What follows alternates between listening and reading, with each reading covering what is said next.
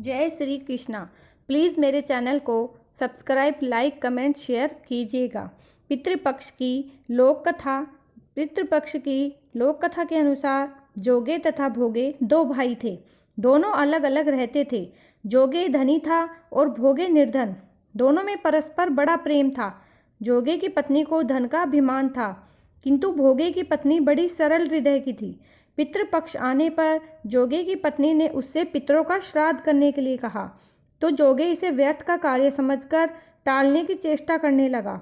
किंतु उसकी पत्नी समझती थी कि यदि ऐसा नहीं करेंगे तो लोग बातें बनाएंगे।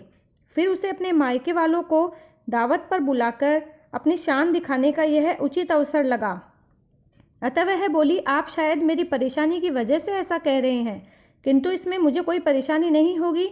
मैं भोगे की पत्नी को बुला लूँगी, दोनों मिलकर सारा काम कर लेंगी। फिर उसने जोगे को अपने पीहर न्योता देने के लिए भेज दिया। दूसरे दिन उसने बुलाने पर भोगे की पत्नी सुबह सवेरे आकर काम में जुट गई। उसने रसोई तैयार की, अनेक पकवान बनाए, फिर सभी काम निपटाकर अपने घर आ गई। आखिर उसे भी तो पितरों का श्राद्ध तर्पण करना था।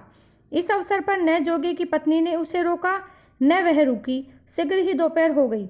पितृभूमि पर उतरे। जोगे भोगे के पितर पहले जोगे के यहाँ गए तो क्या देखते हैं, उसके ससुराल वाले भोजन पर जुटे हुए हैं।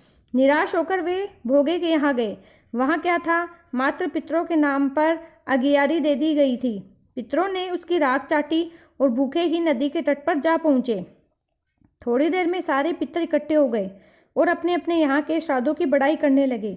जोगे भोगे के पितरों ने भी अपनी आप बीती सुनाई। फिर वे सोचने लगे, अगर भोगे समर्थ होता तो शायद उन्हें भूखा न रहना पड़ता, मगर भोगे के घर में तो 2 जून की रोटी भी खाने को नहीं थी। यही सब सोचकर उन्हें भोगे पर दया आ गई। अचानक वे नाच नाच कर गाने लगे, भोगे के घर धन हो जाए, भोगे के घर धन हो जाए। सांझ होने हुई। भोगे के बच्चों को कुछ भी खाने को नहीं मिला था। उन्होंने माँ से कहा, भूख लगी है। तब उन्हें टालने की गरज से भोगे की पत्नी ने कहा, जाओ, आंगन में होदी औंधी रखी है, उसे जाकर खोल लो और जो कुछ भी हो मिल बांट कर खा लेना। बच्चे वहां पहुंचे तो क्या देखते हैं कि होदी मोहरों से भरी पड़ी है। वे दौड़े दौड़े माँ के पास पहुंचे और उसे सारी बातें बताई। आंगन में आकर भोगे की पत्नी ने सब कुछ देखा तो वह भी हैरान रह गई।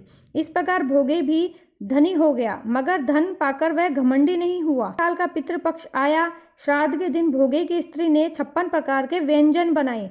ब्राह्मणों को बुलाकर श्राद्ध किया, भोजन कराया, दक्षिणा दी।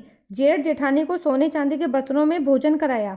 इससे पितर बड़े प्रसन्न तथा तृप्त हुए। जय हो।